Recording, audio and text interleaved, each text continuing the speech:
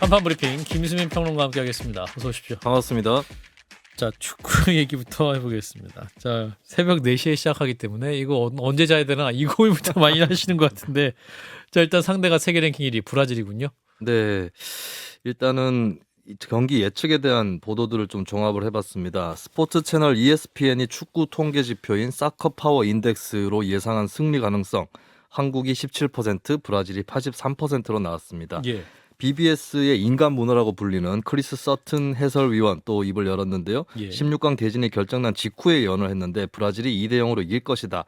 한국이 브라질을 괴롭힐 만큼은 아니라고 생각한다. 라고 한국 국민 입장에서는 소신 발언을 했습니다. 근데 여태까지 이분이 굉장히 친한파적인 말씀을 많이 하셨던 이분이 분이어가지고 이제 포르투갈전에서 한국이 이길 거라고 예언을 16강 진출한다고 얘기를 하신 했었고. 적이 있죠. 근데 이분이 한 예언이 다 맞은 건 아니었다. 이걸 참고를 하시면 될 것 같습니다. 이 예언은 틀릴 것이다. 네, 브라질. 그리고 8강 진출 나머지 4팀이 남아 있는데 브라질, 일본, 스페인, 스위스가 진출할 것이다라고 예측을 했습니다. 예. 그리고 영국 매체 90분 같은 경우도 한국이 브라질에 2대0으로 패배를 당할 거다라고 일단 예측을 했고요. 예. 문화일보가 해외 축구 기자 10명에게 물어보기도 했습니다. 사실 전원이 브라질의 승리를 예상을 했는데요. 다만 부대 의견들이 있습니다. 부대 의견. 네, 브라질의 클레베로 산토스 기자는 브라질이 간신히 이기거나 승부차기로 결정날 것이라고 얘기를 했고요. 아르헨티나의 마르틴 마주루 기자는 예. 한국은 브라질의 매우 빠른 공격이나 역습만 신경 쓰면 된다. 이탈리아의 필리포 리치 기자는 한국은 한 방의 능력이 있다. 이런 의견을 내놨습니다. 예, 브라질 산토스 기자가 굉장히 그 객관적인 말씀 많이 하시는데 네, 간신히 이기거나 승부차기로 결정되고 있다. 자신이 없는 거예요, 자신이. 발을 뺀 겁니다. 발을. 브라질 기자치고는 객관적이다. 굉장히 객관적이신 볼 수 분이에요. 있겠습니다. 우리가 이길 것 같으니까 발을 빼는 겁니다. 자, 그럼 여기서 한판 승부에 이미 가족 같은 분이 됐어요. 카타르 현지로 가보겠습니다. 자, 한준희 KBS 축구 해설위원 연결하죠. 위원님 나와 계시죠? 네, 안녕하세요. 예. 자, 잘 계시죠? 저를 가족으로 대우해 주시다니 너무 감사드립니다. 네. 예, 저희는 최소한 그렇게 생각하고 있다는 점 말씀을 드리고.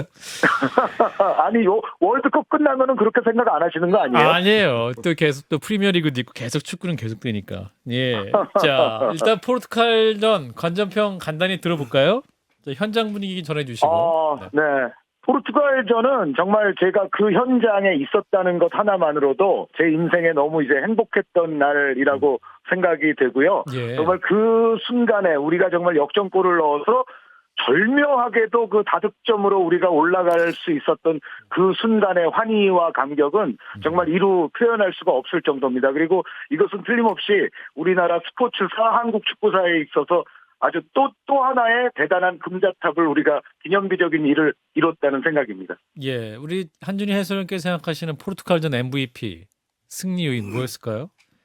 아무래도 네, 손흥민 일부 선수? 또 우리 네. 많은 팬분들이 크리스티아노 호날두 선수를 MVP로 지목하기도 하지만, 네, 예, 네, 그러니까요. 그거는 좀 이제 약간 조크성인 것 같고, 예, 저는 공식적인 MVP를 주자면은 아무래도 황희찬 선수와 손흥민 선수 마지막에 그 감격의 골을 합작한 두 선수일 거라는 생각을 하지만 예.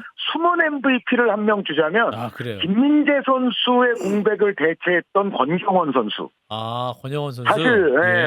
우리가 김민재 선수가 안 나오면 많은 축구 팬들 국민들이 그런 말씀들을 여태까지 많이 하셨거든요. 민재 없으면 우리는 큰일 나. 그렇죠. 민재 없으면 우리는 망할 거야. 야, 아. 민재 없이 게임이 되겠어? 뭐 이런 말씀들과 우려들을 많이 하셨는데 김민재 선수가 못 나온 날 포르투갈이라는 강팀을 상대로 권경원 선수가 정말 저는 잘해줬다고 생각을 해요. 그래서 우리 지금 대표팀은 특정 어떤 대단한 선수 한 명이 없어도 팀 전체가 그것을 버텨낼 수 있을 정도로 굉장히 지금 자신감이 올라왔고 예. 아주 팀 조직적으로도 굉장히 이제는 좋은 팀이 되어 있다는 생각을 하겠습니다. 예, 권경원 선수. 한현님, 그래서? 그런데 그 MVP 호날두는 왜 그날 그렇게 맥을 못 쳤습니까?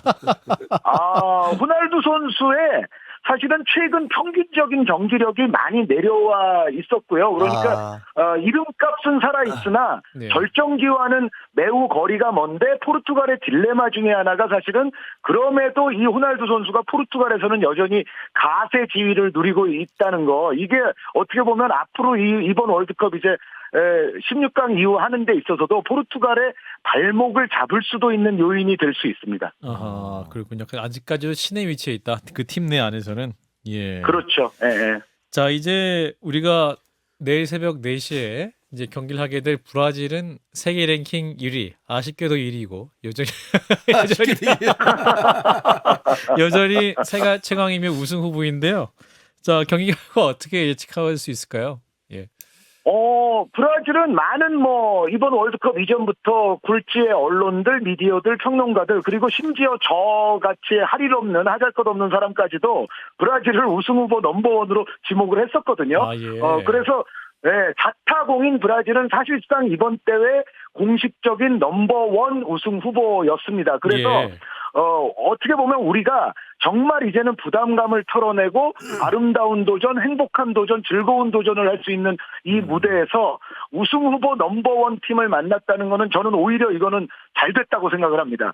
우리 선수들이 그야말로 전 세계가 주목하는 경기에서 정말 부담 없는 한 판을 함으로써 오히려 좋은 결과가 나올 수도 있고, 그리고 내용적으로 아주 또 좋은 내용이 될 수도 있기 때문에, 예. 우리 선수들에게는 오히려 지금 상황에서 동기부여를 주는 데 있어서는 브라질이 오히려 최적의 팀이 아닌가라는 생각이 듭니다. 예, 하민수 대표님. 위원님, 그러면 이게 네. 궁금한 게 저 포르투갈의 호날두 선수처럼 브라질에도 우리 입장에서요 좀 도움이 될 만한 선수가 있는지.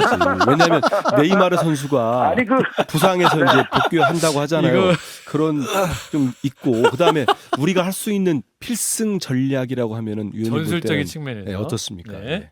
아니, 너무 남의 도움을 바라고 인생을 사시면 안 될 것 같습니다. 예, 자력 우승. 예, 우리가 잘할 자력 생각을 승리. 해야 되는데. 예.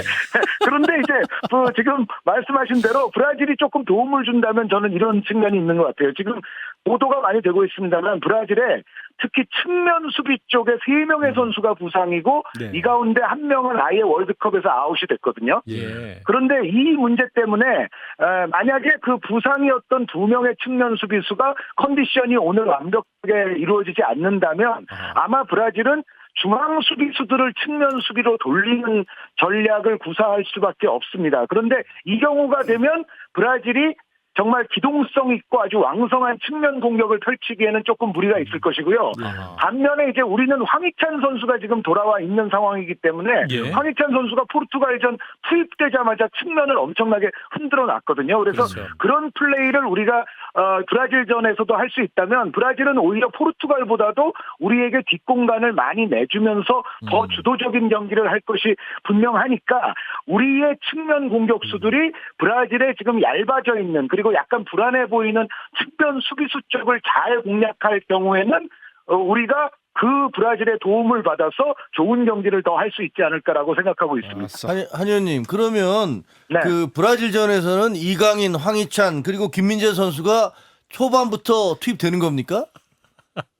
제 생각에는 예. 예. 이번에는 이강인 선수가 조커로 다시 돌아갈 확률이 좀 있는 것 같아요. 그러니까 말씀드렸던 대로 황희찬 선수가 이제는 돌아와 있으니까 황희찬, 예를 들어 조규성, 이재성, 손흥민 이러한 어떤 라인업을 우리가 꾸릴 수가 있고 전체적으로 아무래도 브라질은 여태까지 우리가 상대했던 포르투갈이나 우루과이보다도 우리를 조금 더 조여 들어오면서 계속 공격을 퍼부을 수 있는 그런 유형의 팀이기 때문에 예. 이강인 선수는 이 경기에는 제 생각에는 조커로 돌아가서 후반전에 기용되는 게 조금 더 효율성이 있을 수 있다는 생각이고요. 그리고 이제 김민재 선수에 대해서 여전히 이제 걱정들이 많으신데 예. 저도 사실은 김민재 선수가 너무 무리해서 나올까봐 약간 우려는 됩니다. 그래도 김민재 선수가 조깅을 하고 있는 그런 훈련 모습들이 지금 포착이 되지 않았습니까? 그런 네. 것을 봐서는 김민재 선수는 브라질전에는 아마 모습을 드러내지 않을까라고 생각하고 있습니다. 예, 너무 의지가 있어 근육이 찢어지더라도 나오겠다 이런 보도가 있어서 그렇게까지는 안 해도 될 것 같은데. 근데 예. 그렇게까지 하는 것은 앞으로의 커리어에 좋지 않기 때문에 그렇게까지는 하면 안 되겠죠. 예, 네. 다음 월드컵도 있고 하니까요. 자, 브라질의 스트라이커 네이마르 있지 않습니까? 이분이 이제 네네. 부상이 있어갖고 지난 2경기는 안 나왔는데 우리 경기는 꼭 나올 수도 있다라는 얘기가 있는데 아프면 쉬어야 될 텐데 왜 안 쉬는 걸까요? 어떻게 보세요? 나옵니까 네이마르? 그분이 저 6월에 이제 우리 한국에 와서 우리에게 5대1로 승리하고 갔을 때 있지 않습니까? 그렇죠, 그때도 그렇죠. 그분 저 SNS 계정 같은 데 보면 그 당시에 발을 다쳐가지고 발이 엄청나게 부어있는 맞아요, 사진을 못 올리고 나온다 나서 했었어요. 예. 그 하루 이틀 뒤에 그냥 나오셔가지고 우리에게 엄청난 타격을 골을. 입히신 분이거든요. 그러니까요. 그래서 그분이 지금 훈련에 돌아오셨다는 거는 제 생각에는 이 경기에는 저는 네이마르는 모습을 드러낼 것이다라고 아, 생각을 하고 그렇군요. 그 정상 컨디션이 설사 100%가 아니더라도 예. 네이마르는 그 있는 자체만으로도 우리에게는 부담이 되는 상대의 임에는 틀림이 없습니다. 그리고 네이마르 선수가 있음으로 인해서 비니시우스라든가 하피냐라든가 다른 선수들에게도 공간이 더 많이 날 수가 있기 때문에 우리가 네이마르 선수만을 또 너무 경기하다 보면은 사실은 브라질의 다른 개인기 좋은 선수들에게 오히려 공간을 내줄 수 있는 상황은 틀림없이 경계를 해야 될 겁니다. 예. 위원님, 그 네. 네이마르도 돌아왔지만 우리는 또 벤투 감독이 돌아오셨잖아요. 그렇죠. 예. 네. 그리고 제가 손흥민 선수 그 포르투갈 이기고 난 다음에 이제 그 기자회견 하는 거 보니까 감독님의 마지막 경기를 같이 이렇게 할 수 있게 돼서 좋다고 하는 얘기를 저도 뭉클했거든요. 그 위원님 보실 때 네네네. 우리 벤투 감독이 내려와가지고 벤치에서 같이 또 지휘를 하고 작전 세우고 하면 큰 도움이 되지 않겠습니까? 그렇죠. 그러니까 이제 손흥민 선수 그 말씀하신 그 마지막 그 경기 후의 인터뷰는 정말 가슴을 뭉클하게 할 뿐만 아니라 우리 대표팀이 지금 왜 강한 팀인지를 증명해주는 네. 한 문장이었다고 저는 생각을 합니다. 그러니까 예. 손흥민 선수뿐만 아니라 모든 선수들이 벤투 감독의 마지막 경기는 이것이 돼서는 안 되고 반드시 벤치에 앉아서 16강 이후가 되어야 된다는 그 한마음 한뜻으로 선수들이 노력을 하고 투지를 보여줬기 때문에 포르투갈전 그 결과가 나올 수 있었다는 생각이거든요. 예. 그리고 벤투 감독이 아무래도 이번 벤치에 앉게 되면 그럼 선수들은 또 다른 생각할 수도 있겠죠. 벤투 감독의 마지막 경기는 16강이 돼서는 안 된다. 8강으로 우리 감독님을 모시자. 예. 이런 생각을 할 수도 있기 때문에 예. 저는 벤투 감독이 벤치에 앉는 이 경기에서 선수들이 또 다른 유형의 또 다른 동기부여와 목표의식을 가지고 투혼을 발휘하지 않을까 아주 기대하고 있습니다. 그렇군요. 현장에서 보시니까 그 외신들은 한국 그 응원단을 이게 응원이 아니라 무슨 록 공연 같더라. 락 공연하는 것 같더라. 그 정도로 뭐 네네네. 그냥 목이 터져라. 이렇게 외치더라. 이런 보도가 있던데 어떠셨어요? 현장에서 보니까 우리 그 붉은 악마 서포터즈들 어떻게 그 응원하던가요? 여기 대단합니다. 그러니까 사실은 카타르가 축소비도 좀 비싸고 여러 가지로 다른 데서 했던 월드컵에 비해서는 오가는데 조금 불편함들이 있으셨기 때문에 예. 사실 다른 때에 비해서 숫자적으로 아주 많은 응원은 아니거든요. 그런데 숫자적으로 그렇게까지 많지는 않더라도 정말 세계 언론에서 봤을 때도 이건 정말 열성적이다, 아주 특이하다라고 느낄 정도로 그렇게까지 많지 않아도 정말 화력만큼은 정말 대단한 그런 응원들을 여기서 펼치고 계시고 또 카타르 현지에 있는 또 우리 교민분들 있잖아요. 이 예. 교민분들도 정말 오랜만에 모국에 돌아와 있는 것 같은 기분으로서 엄청나게 지금 열성적인 응원을 펼치고 계시기 때문에 여기는 지금 뭐 K 응원 분위기는 지금 장난 아닌 상태입니다. 예, 지금 경기하게 될 스타디움 974라는 곳이죠. 그 보면은 네. 그 바닥에 약간 그 구르면은 크게 소리가 나는 양철 같은 재질로 되어 있더군요. 그러니까 우리 붉은 악마들의 그렇습니다. 응원이 네. 또 굉장히 효과적으로 있을 수도 있겠다라는 생각도 들고. 자, 네, 내일 우리 K리그의 예? 대구 구장이 좀 비슷한 구조인데 정말 우리 관중들이 발을 구르면서 응원하면은 큰 예. 효과를 낳을 수도 있을 것 같습니다. 다만 브라질도 응원 세기로는 전 세계에서 손꼽히는 나라이기 때문에 그러네요. 브라질 응원도 강력할 걸로 예상은 됩니다. 아, 네. 응원전에서 일단 이기고 봐야 되겠네요. 자, 마지막으로 키 플레이어 한 명, 두 명 짚어주시고 마무리하겠습니다.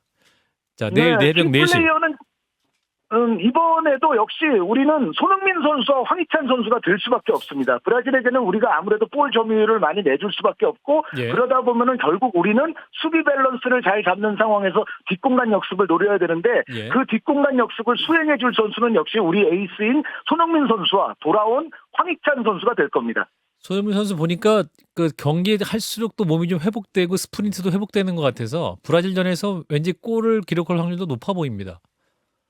그렇습니다. 그리고 그 마지막 절묘한 장거리 질주에 의한 어시스트를 했던 것이 사실상 손흥민 선수의 정말 투혼과 자신감 분위기를 많이 저는 끌어올려줬다 있다는 생각이거든요. 예. 이번 경기에서는 정말 손흥민 선수의 직접적인 골 폭풍도 한번 기대해 보겠습니다. 예, 또 그날 뭐 유효 슈팅도 굉장히 많았기 때문에 말씀하신 대로 손흥민 선수의 골을 기대해 보겠습니다. 자, 마지막으로 편파적인 스코어 예측 듣고 마무리하겠습니다. 몇 대 몇? 저의 스코어 예측은 예, 예. KBS에서 예. 행해질 예. 브라질 대한민국 경기 경기 초반을 보시면 저의 스코어 예측이 나옵니다. 그것을 여기서 참고해 공개할 주시면 수 없다. 감사하겠습니다. 알겠습니다. 자, 가족인 줄 알았는데 아닌 것 같은데. 예, 축구 중계는 KBS. 자, 뉴스 시사는 CBS로 마무리하겠습니다. 자, 한준희 KBS 축구 해설위원 고맙습니다. 네, 감사합니다. 감사합니다. 네, 수고하세요. 예. 자, 축구 얘기 굉장히 충분히 많이 했고요. 자, 이제 다시 이거나 그냥 계속하면 좋겠네요. 저도 계속 하고 싶었는데 다시 나라 걱정하겠습니다. 자, 서해 공무원 피살 사건과 관련해서 서운전 국가안보실장이 이제 구속이 됐는데 문재인 전 대통령 그리고 더불어민주당 쪽에서 굉장히 강력하게 반발을 하고 있는 그런 상황이죠. 네, 문재인 전 대통령 어제 페이스북으로 직접 입장을 밝혔습니다. 서훈 전 실장을 두고 최고의 북한 전문가 전략가 협상가라면서 신뢰 자산이라고 표현을 했고요. 남북 간에도 한미 간에도 최고의 협상 전략은 신뢰다. 신뢰가 한번 무너지면 더욱 힘이 든다라고 비판했습니다. 윤건영 민주당 의원도 CBS 라디오 김현정의 뉴스쇼에 출연해서 서훈 전 실장 구속 이후로 대한민국에서 제대로 된 첩보 정보 분석은 없으리라고 생각을 한다면서 일 잘하는 공무원들이 일을 안 하게 될 것이라고 예견했습니다. 미국에 머물고 있는 이낙연 전 대표는 문재인 정부의 한반도 평화 프로세스를 뒤집고 지우는 현 정부의 난폭한 처사라고 했고요. 박지원 전 국가정보원장은 KBS 라디오 최경영의 최강시사에 출연해서 수사가 문 전 대통령을 향할 수 있을지는 의심스럽다라고 말하면서 본인에 대한 검찰 소환에 관련해서는 아직 연락이 없었다라고 밝혔습니다. 예, 자 이런 민주당 측 반응에 대해서 국민의힘은 제발 정신 차려라. 역시 비판적인 반응이 나오고 있군요. 네, 주호영 원내대표는 비상대책위원회에서 문재인 정권 시절에 한미 관계가 좋았고 북핵 위기가 해결됐나 문 전 대통령은 아무래도 국민들과 다른 세상에 살고 있는 것 같다. 제발 정신 차리라고 비판을 했습니다. 정점식 의원은 문 전 대통령은 검찰에 대한 겁박과 정쟁화를 멈추고 이제라도 국민 앞에 사과하고 책임지는 모습을 보여야 한다고 밝혔고요. 김병민 비대위원은 문 전 대통령 말처럼 서 전 실장이 북한을 누구보다 잘 아는 전문가라면 가용 가능한 모든 자원을 동원해 북한과 소통하고 구조 활동에 나섰어야 한다라고 지적했습니다. 예. 전주혜 의원은 문 전 대통령 자신이 최종 승인했다고 밝힌 것을 두고 수사는 불가피하다라고 밝혔습니다. 예. 자, 서해 공무원 피살 사건 관련한 논란, 문재인 전 대통령 또 민주당은 향후 이제 우리의 외교 역량과 대북 어떠한 대응 역량의 저하로 나타날 것이다 이런 아쉬움까지 표현했는데 어떻게 보십니까? 자, 김정혁 비대위원부터.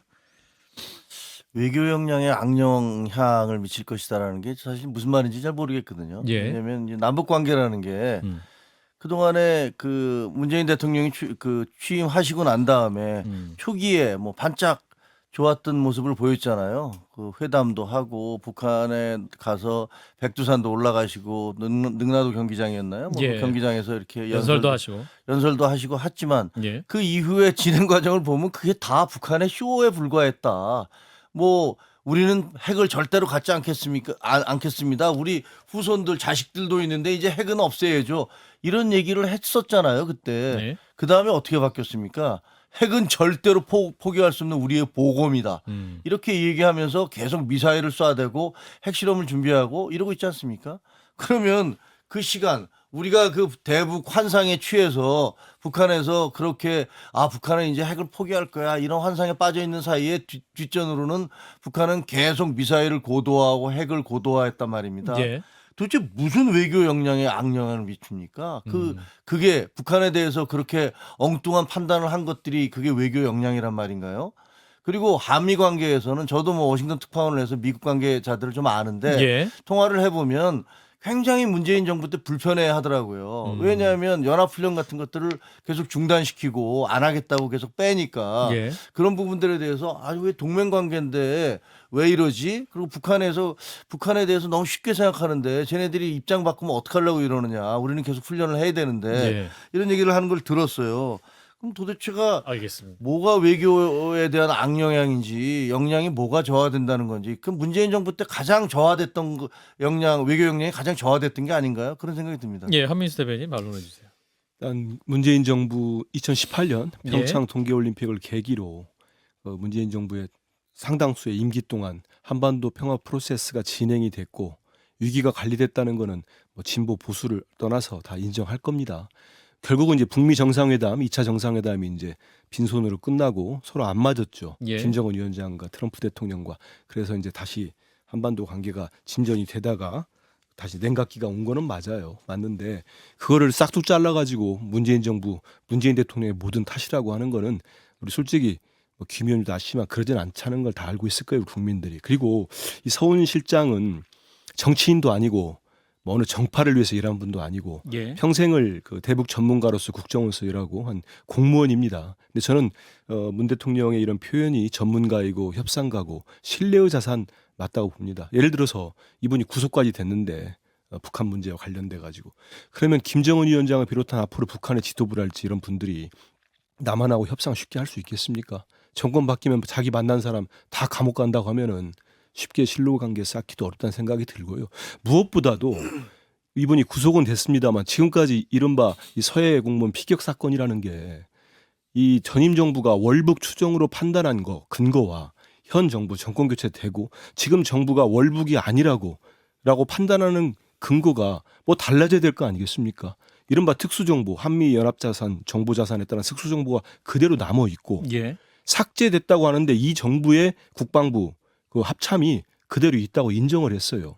그리고 또 하나 인정했고 또 삭제 은폐 의혹을 따지는데 이거는 진짜 서훈 실장 설명했듯이 200~300명의 실무자까지 들어가는 이 배포선을 차단했다. 저는 상당히 설득력이 있거든요. 그래서 이 부분이 이렇게까지 이제 그 모든 걸 뒤집고 하다 보면은 결국은 많은 국민들이 전 정권, 전 정부에 대한 이 보복 수사가 아닌가 예. 이런 의심을 할 수밖에 없다는 생각이 듭니다. 예. 자, 김정혁 비대위원. 저는 그 서훈 그 안보실장께서 예. 국정원 출신이시잖아요. 국정원장까지 했죠. 네, 국정원에서부터 올라가서 계속 안보실장까지 하신 예. 어떻게 보면 북한에 대해서 가장 잘 아실 수밖에 없는 분이에요. 그렇습니다. 그런데 만약에 문재인 대통령이 북한에 대해서 가진 환상, 북한은 반드시 그 핵을 포기할 것이다라는 그런 환상을 불어넣은 것이 서훈 원장이라면, 서훈 실장이라면 저는 이분은 굉장히 잘못했다라고 생각이 듭니다. 가장 많은 북한 정보를 알고 계실 분이 예. 그분이 도대체 대통령에게 무슨 말씀을 하셨길래 대통령은 북한에 대해서 그렇게 환상적인 이상주의적인 생각을 갖게 됐을까? 그때 당시에 이분이 국정원에서부터 올라가 갖고 이분이 지금 저 안보실장을 하셨고 대북 송금을 하셨던 어떻게 보면 주역이라고 할 수 있는 박지원 의원이 그때 국정원장을 하셨잖아요. 네. 국민들이 그걸 다 받아들인 건 이 두 분들이 북한에 대해서 제일 잘 알고 있다고 하니까 이 두 분이 있으면은 적어도 북한에게 속아 넘어가지는 않겠지. 예. 그리고 북한의 핵을 미사일을 어떻게 줄일 수 있겠지. 이렇게 생각했던 거 아닙니까? 근데 결과적으로 보면 그것은 북한은 다 거짓말이었다라는 것들이 확인이 됐고요. 예. 저희하고 대화하는 한편으로 계속적으로 미사일과 핵을 고도화하고 있었다는 사실이 드러나지 않았습니까? 그러면 이 두 분은 어떻게 보면 책임지셔야 될 부분이라고 생각을 해요. 정치적으로. 예. 그 국제정세 하에서 북미 정상회담 2차 끝나고 일단 중단이 되죠. 그다음부터 북한이 뭐 고도화를 했는지 모르겠습니다. 예. 그 과정 모든 거를 지금 이제 이 서훈과 박지원 두 전 실장의 책임지라는 건 경광부회고 말 그대로 정치 공세죠. 지금 그러면 7개월이 넘어가는 지금 윤석열 정부는 지금 유기관리 합니까? 이런 얘기까지 안 하는데 지금 뭐 하고 있습니까? 집권해가지고 저렇게 도발하는데 관리하고 있어요? 국민들 위기의식 높아지고 그럼 결국은 누가 피해 보겠습니까? 그리고 한번 보십시오. 지금 서훈 실장이랑 구속을 시키고 있는데 이 정권 감사원이 발표한 게 있어요. 예. 너무 크게들 접근하시니까 저는 좀 좁혀가지고 이 부분을 얘기 좀 말씀을 드릴게요. 그 쓸데없는 논쟁이 갈 것 같아서. 그 감사원이 뭐라고 했습니까? 대통령의 지원기관이라고 해가지고 국회 나와서 그랬어요. 감사원이 감사한 발표 내용이 다 틀리다는 걸 국정원이 밝혔어요. 윤석열 정부의 국정원이. 가령 예를 들어서 월북이란 단어가 S사에 들어있다. 합참보다 51분 먼저 알았다고 했는데 국정원장 와가지고 그런 적 없다. 중국 어선을 휴민트를 통해서 알았느냐. 우리는 중국 어선 존재를 몰랐다.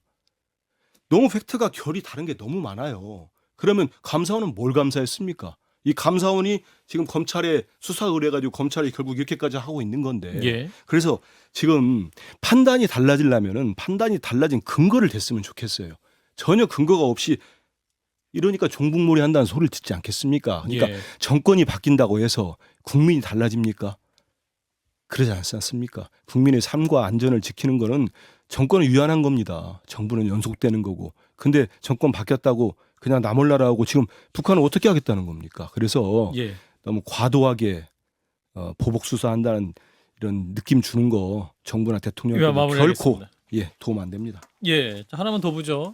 검찰과 경찰 등이 이제 이태원 참사 희생자들에게 부검을 제안하면서 마약 검사를 언급했다는 보도가 있었는데 대검은 부인했죠. 이 논란 어떤 겁니까? 네, 희생자 고 모 씨의 동생이 MBC 취재 도중에 밝힌 내용에 따르면 희생자 시신이 있는 광주의 한 장례식장에 검사가 찾아와서 부검할 뜻이 있냐라고 유족에게 물었다라고 하는 겁니다. 예. 마약 관련해서 소문이 있는데 물증도 없다. 부검을 해보시지 않겠냐라고 말했다고 증언을 했는데요.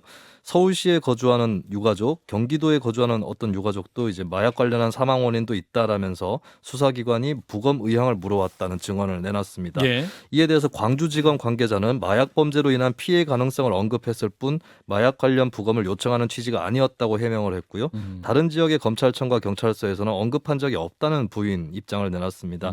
대검찰청은 오늘 반박 입장을 내고 유족의 의견을 존중해서 부검을 하라고 했을 뿐 마약 관련 지침을 내린 사실은 없다라고 했습니다. 그리고 158명에 대해서 직접 검시를 진행해서 유가족에게 인도를 했고 그중 유족의 요청이 있었던 3명만 예외적으로 부검을 했다라고 설명했습니다. 그러니까 마약 범죄로 인한 피해 가능성에 대해서 얘기는 있었던 건 맞네요. 그러면 광주지검 관계자는 그 가능성 언급을 했다라고 거기까지는 시인을 한 셈입니다. 예, 뭐 대검 차원에서 어떤 종합적인 지침이 있었던 건 아니고. 네. 예. 이런 가운데 이제 참사에 연루된 경찰 간부 4명은 구속 갈림길에 섰다고 하는데 누굽니까? 네, 일단 이제 경찰 특수본이 한 달가량 수사를 끝내고 지난 12월 1일에 경찰 간부 4명에 대해서 구속영장 신청을 했는데요. 이러면 오늘 밤에 구속 여부가 결정이 됩니다. 혐의 내용을 보면 이임재 전 용산경찰서장은 인력 투입 보고를 받고 사전 조치를 취하지 않은 혐의, 예. 송병주 전 용산서 112 상황실장은 112 신고 이후에도 적절한 안전 조치를 하지 않은 혐의고요. 둘 다 업무상 과실치사상 혐의에 해당합니다.